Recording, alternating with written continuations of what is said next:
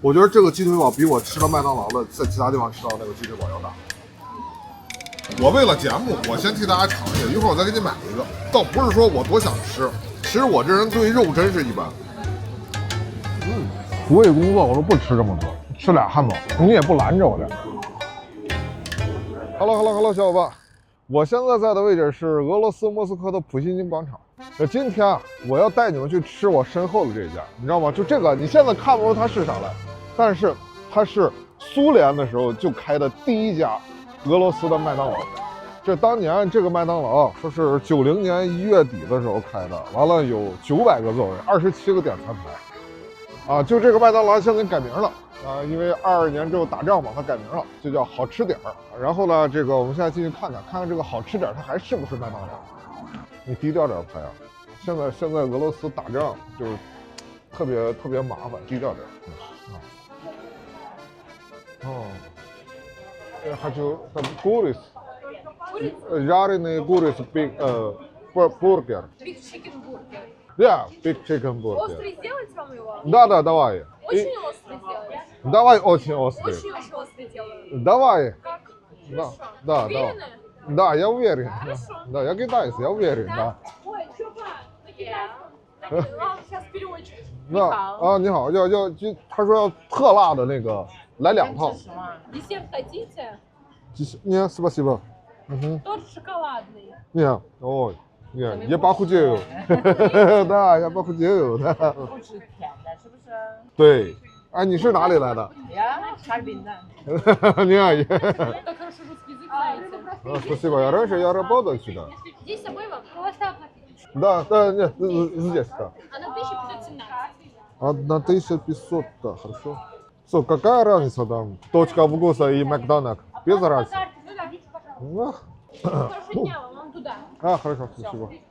我这边一共点了2个套餐，我其实点了2个套餐，加鸡翅5个鸡翅，一共是1517卢布，大概人民币的130多块钱。但是它做的很慢，你看我点的时间是4点35点的。现在已经是4点41了，就完全没有动静，这不就是排队排大队。而且现在的俄罗斯跟我们前2年拍俄罗斯大保健的俄罗斯变化还是挺大的。现在在马路上是不能随便拍摄，我们所有的拍摄必须得经过许可，你也不能随便拍到，比如说警察呀、军警啊这些的都不行，因为它毕竟还是在战时嘛，大家都会很谨慎。就给了1个可乐吗？我看看是几个可乐，还真是只有1个可乐。我一会儿再去点1个可乐。OK。我就等于是给了我一个5块的鸡翅，然后是1个薯条，加1个等于是双层 Big Mac， 相当于是这个牛肉堡给你啊，然后一会儿我再给你买个可乐。其实这个东西它就是麦辣鸡腿堡，我觉得这个鸡腿堡比我吃到麦当劳的在其他地方吃到那个鸡腿堡要大。我要的特辣，但我感觉毫无压力。它这边也加了泡辣椒，就那种腌菜这种辣椒，就是这个腌辣椒，它主要是加了这个，但是丝毫不辣，毫无压力。薯条炸的不行，薯条炸的都软了，有点像冲到基辅的俄罗斯军队。本来以为它是嘎嘎脆的，后来咔一下软了。它整个这个炸的这个口感上没有我们吃的那个那么标准，那么脆上，就感觉这个鸡还是这个鸡，但是差了点意思，就是它炸的也没有那种酥脆感，但是挺嫩的。所以其实还是有一些变化。原来在俄罗斯驻外的时候，就经常吃麦当劳啊，吃汉堡，再要么就吃那个 donut， 就像那个沙乌德玛一样的。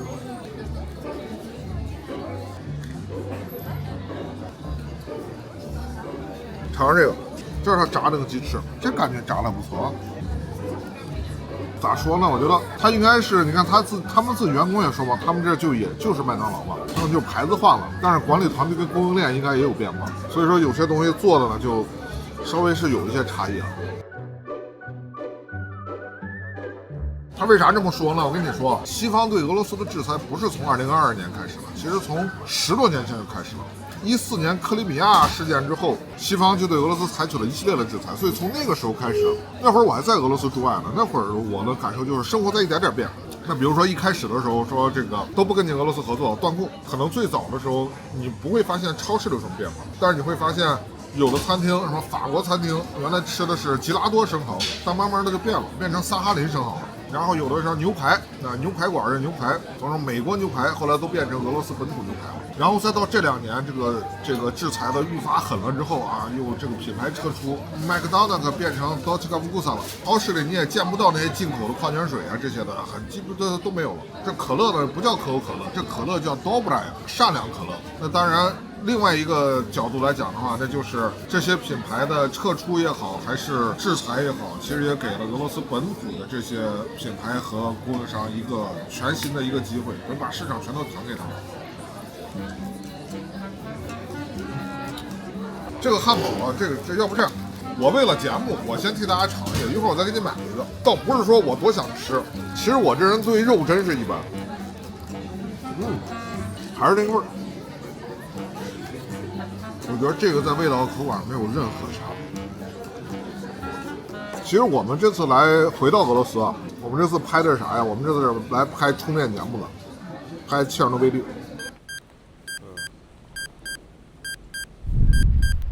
多少了？哦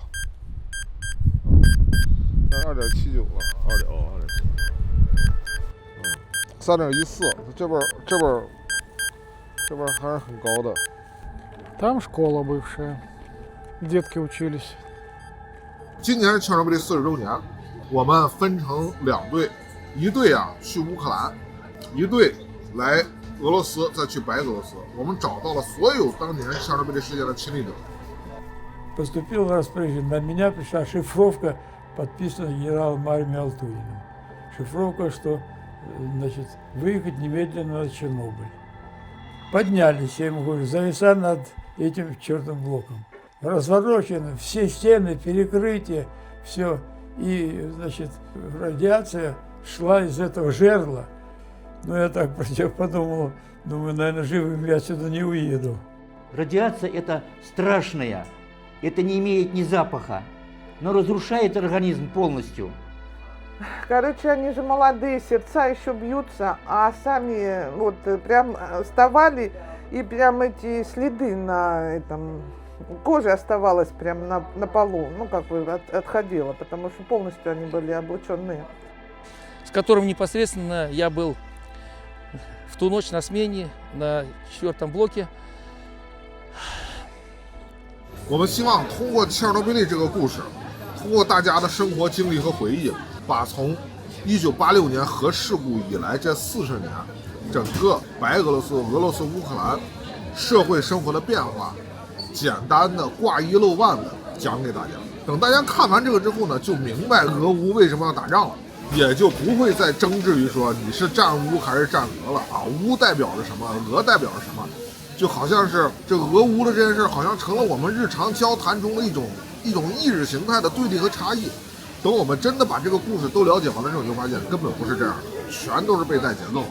所以啊，像我们今天这种就是比较短的内容呢，就偏生活化的，来带大家看看当地什么样的。我们大概会拍3个，我在这儿呢拍一个莫斯科的，我再拍个明斯克的，然后呢，辛格带队呢在乌克兰拍一个基辅的。这种呢，就相当于是我们这个充电视频的先导，大家看完之后就能基本上了解到当地的现状。对，这个в интернете все сказали, что здесь животные. Много лап, много хвостов, да? Ну, может быть. Не у нас много делали. Вот, во-первых, на оздоровление, то это большие деньги. Кайф. Это социализм? 当然，当地现状其实差异还是很大的。比如在莫斯科，晚上你可以出去上网啊、逛网吧呀，啥都行。但是在基辅晚上就得宵禁了。辛哥他们这晚上都这个赶上轰炸了，旁边楼都被炸没了，死了几个人。你的手机有那个警报软件吗？刚才我们手机都响了，你怎么不看手机？ Тому що це дуже часто вона тривога і вона, типу, надоїдає. 这大半夜的，好家伙，这响防空警报，吓得他们半夜跑出来，2点多响的防空警报，跑到楼下来，待了一会儿，后来5点又响了一次，一宿都没睡好觉，所以情况还是会有不同的。那至于基辅具体什么样，到时候大家可以看一下辛哥他们的片子。像我们今天上午就是采访完了当年指挥救援的那个将军，所有的细节、所有的过往我们都拍完了。然后今天我就没什么事儿了，所以说我这儿来吃个汉堡，下午呢带大家逛逛。然后呢，咱去俄罗斯的网吧上个网，大家看俄罗斯网吧什么样，是不是能更正常打游戏？其实最近啊，我开始喜欢打DOTA，就是从去年在伦敦拍了那个偷宝那个视频之后，我就突然有种感觉，觉得我当年那么喜欢打DOTA，我从06年开始打，我打到2014年，我在俄罗斯卸任的前一天晚上都在打DOTA，打到凌晨5点开始收拾行李，下午5点坐飞机走。但是回国之后就再没打过。我这几年我除了出差就是出差，然后我好像一直在忙，就有时候你会觉得你已经不是你自己了。所以我就在那一刻，其实我站在偷报那个房间里的时候，我超级无敌想有那么一个小屋，所以我回来我就开始重新注册了账号，重新开始打DOTA，刚打完100个小时，当时当下啊，我的天梯分是660。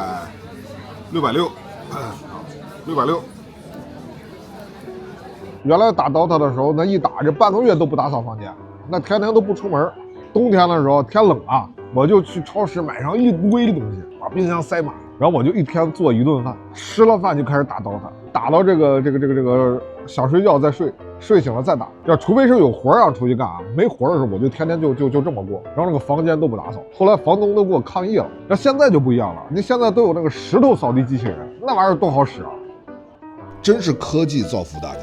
石头 P20 Max 扫地机器人可不得了，不爱干的扫地、蹲地、家务活都能交给它。这扫地机器人是身段又灵活，干活又聪明，高度不够 LDS 自动降下，7.95厘米的矮缝轻松进出，地上不想收的数据线插座 AI 智能识别完美避开，遇上障碍人家直接伸出双臂，边刷边拖，极限延边，不留一丝死角。而且它腿脚特好，能轻松跨越很多坑坎坎，在家里基本想去哪就去哪，根本不用你动手去解救。要是你家有地毯呢，它还会自觉拆卸拖布，做好干湿分离，再化身专业吸尘器来一场深度清洁。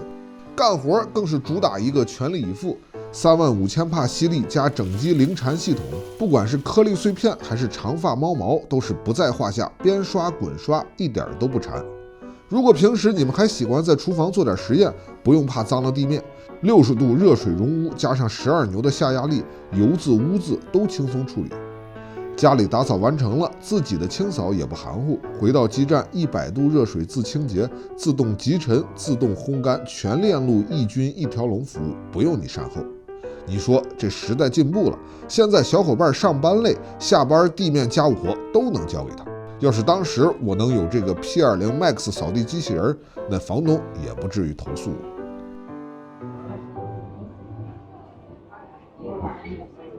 真是时代啊，时代！当年我打DOTA，那还是翩翩一少年。在切尔诺贝利核电站爆炸之后，这里就变空。天梯4000多分，现在再打DOTA，还是翩翩一少年，但天梯就600多分，弄了还得找陪玩。陪玩上问我天梯多少分？我说我原来账号4000多分，现在我只有600分。他说你哪年开始打？我说06年开始打的。那就是说老哥你好啊，我现在就是老哥了。不为工作，我说不吃这么多，吃俩汉堡，你也不拦着我这。叫个车，今儿没事了，干把DOTA去。哎呀，现在在俄罗斯叫车贼麻烦。他只能用他们那个 Yandex 这个软件，而且定位有时候不准，18公里打个车要1900卢布。你看，其实你在莫斯科街头是基本感受不到任何战争的气息的，而且这边也没有强制征兵什么的，兵源也很足，所以整个莫斯科其实没有受影响，大家正常上下班。你看，现在是5点35，正是下班的点儿。哎，我怎么说到了 ？Здравствуйте, где вы сейчас? Мы сейчас стоим у Макдональдса. Точка вкуса. А во дворе это значит, вы на другой стороне, да? Там мне нужно там идти через двор, да? Правильно? 哦，他在内侧。好了 ，OK。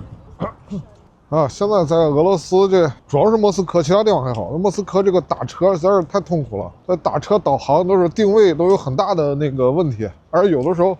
你那个导航开着车走着走，突然之间你这个位置就飘没了，取消了，司机取消了。Вот что? Сколько у вас подписчиков? Да, мы из Китая. Да, в Китае у нас есть около 9 миллионов. 9 миллионов? Да.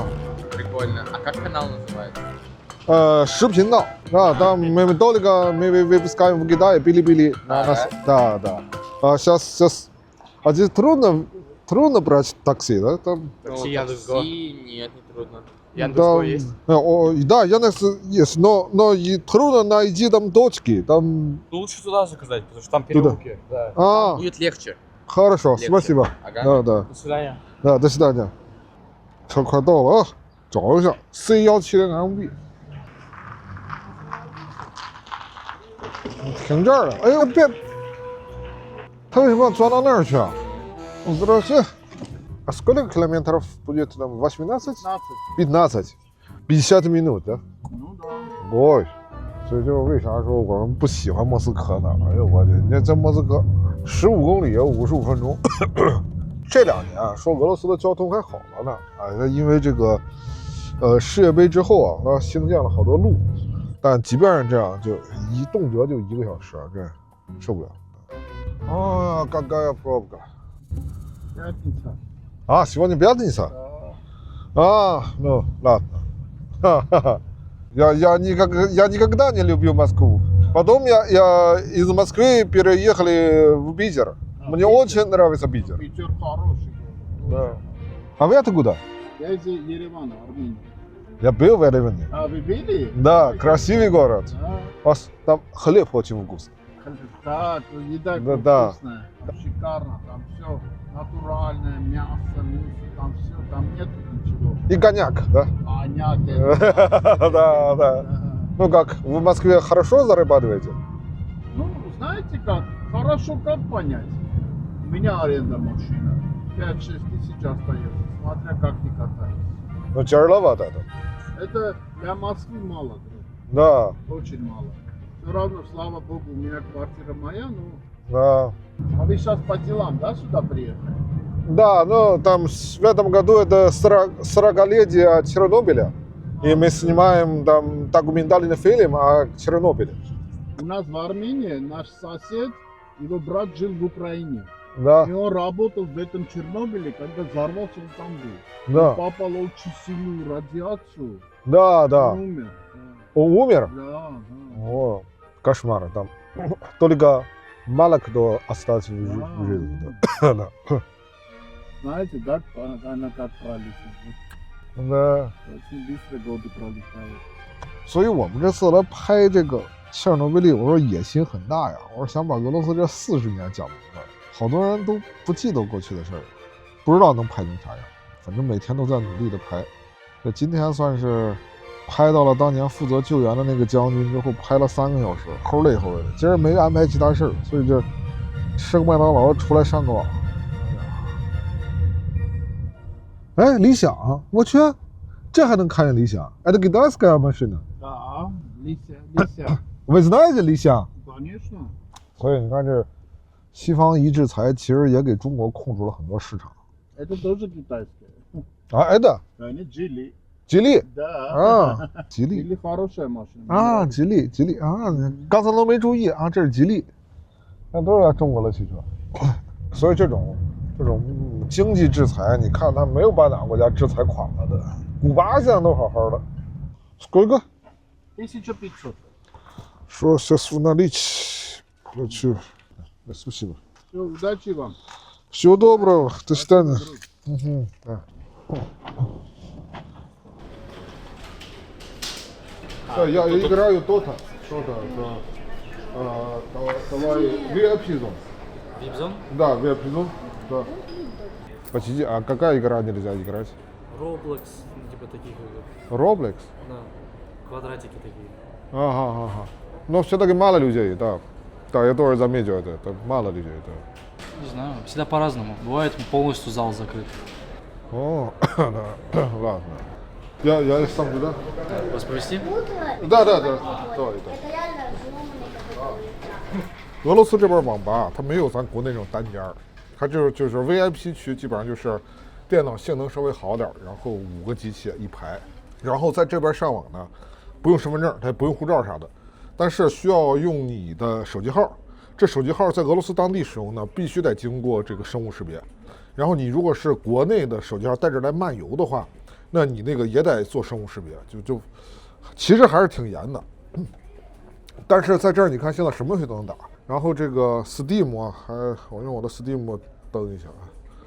本来跟莫老师打了2把，后来莫老师的分高，莫老师最近说掉分都掉完了才还2000多分呢，所以我这600多分的不好意思老跟莫老师打。没有，还是俄罗斯服，加我吧，组队。我的这个陪玩，他可以上欧服，然后他打中，我就打优势路或者劣势路，然后1局90块钱，这可能是老登最后的倔强吧。那毕竟这个网吧里的人也没有几个像我年龄这么大的吧。而你知道吗？而且这些陪玩一开始他用变声器，你知道吗？就那种特别甜美的声音。结果有一天他露馅了，他突然之间变成一个男的。哎，我说你换人了吗？我说你在打仗中你换人了吗？他说啊，他说哥那个人上厕所去了。就过了一会儿又换成那个甜美的声音了。我说你是不是用变声器了？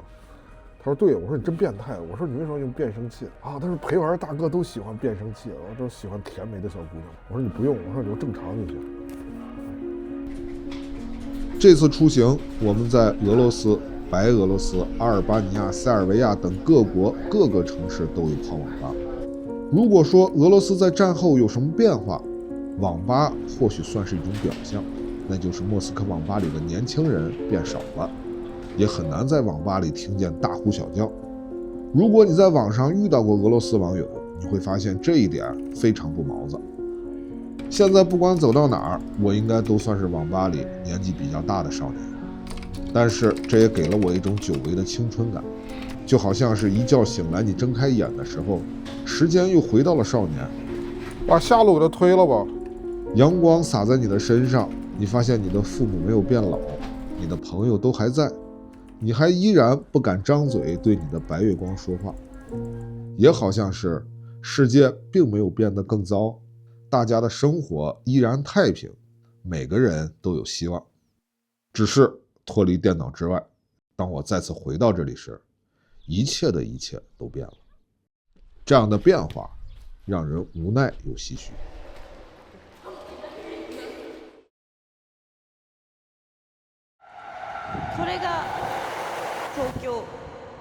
他们生活挺魔幻。我们继续往前走吧。我操！嘣！泰国人回国球的是什么？可以赚大钱。All out of this machine. Big motherfucking business. All right. 都是穷人，我也是。他这些大头都是从哪买的？是人口一中，就往对了对呀 ，I will fucking shoot you. 그게 시작은 또 반대국들과 북극들과. 谁骑在狮子身上？啊，跟没film吗？我操，我想回家了。希望天佑台湾呐，不要台独了。